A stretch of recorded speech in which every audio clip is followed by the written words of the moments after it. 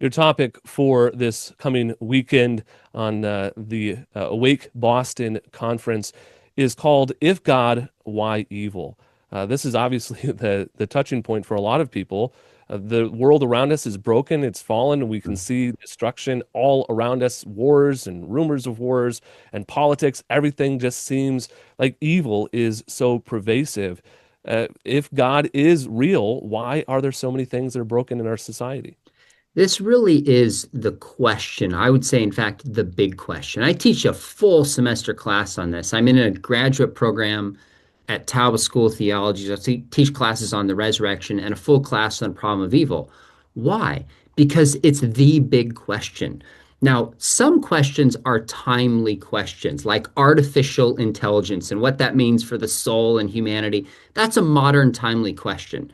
The problem of evil is a question people have always asked. It's timeless, and people will always ask it, but it manifests itself in unique ways.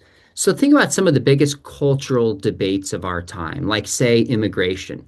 What's a lot of immigration about? It's about people suffering and people hurting and wanting a better life. What's the gun control debate about? Well, do we stop violence by having more guns or do we stop violence by having less guns? Everybody agrees we kind of want to stop violence. What's the LGBTQ conversation about?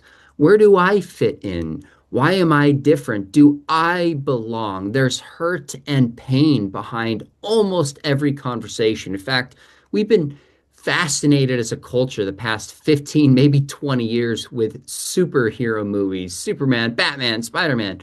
In part, why do we love them? Because we want to believe there's a savior who's gonna get the bad guy because we experience so much evil and suffering and pain in our regular lives. This is a question Christians ask. Hosea the minor prophet is like, how long will I cry out, God, there's violence, and you won't stop it? And it's a question non-Christians ask.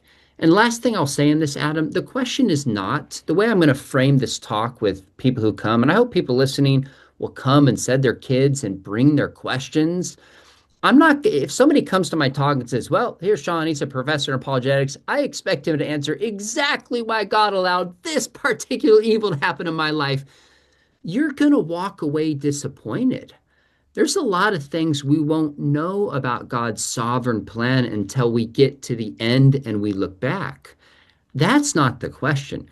The question is which worldview makes the most sense of, like you said, why the world is broken, why things are messed up, what's the root of it, and how do we fix it? So, how do we address it logically? And how do we address it emotionally? And I think Jesus nailed it. The problem is not economic inequality at its core. That's Marxism. The problem is not we haven't tapped into the divine. That's New Age. The problem is that we just hadn't, by our own strength, submitted ourselves to Allah. That's Islam. The heart of the problem is the problem of the heart. Jesus nailed it. The human heart has gone astray. So things like racism, really at its core, stem from broken human heart that plays itself out in mistreating people. So we're going to walk through a biblical response and we're going to take live questions. I hope people bring tough ones because I think Christianity can make the most sense of evil and suffering. I think this is a crucial conversation because we, even as Christians, struggle to answer that question. It's almost as though we have a very truncated theology. We understand what it means to put our faith and trust in Jesus Christ. We understand grace, but we don't have enough of an understanding of how to address evil in the world and the brokenness of our culture. I think that we need instruction on this question as well. 100%. I think that's exactly right, Adam. And I'm glad you said that. I think at the root of why we struggle with this is we've been more shaped by kind of an American prosperity gospel than a biblical gospel. We talk about being blessed by God because we got a great job or we got, I don't know, get to go on vacation or live somewhere, a great house. Now, we should thank the Lord for those things. But that assumes that blessing is material good for our present life. I'm not sure it's that simple. If we think following God is going to equal we'll have a happier, more successful life in the eyes of how the world sees it, and we experience suffering, we're going to turn back on that God whom we think promised us certain material gain for following him. That's bad theology. First Peter 3:17 talks about how it is God's will, at least at times, that we suffer. Now, that doesn't mean God is sitting up there like manipulating us, making us suffer in some sadistic sense. No, God allows it, but He wants us to trust Him through it. He wants to conform our character through it.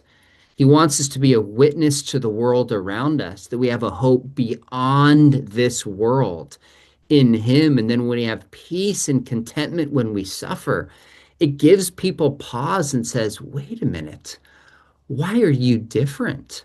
So you're right, at its core, it's bad theology. And we Christians need to be challenged with how to address this as much or more than anyone. We've been told for decades now that New England is a post-Christian culture. Mm. The Northeast is leading the way in sort of post-Christianity.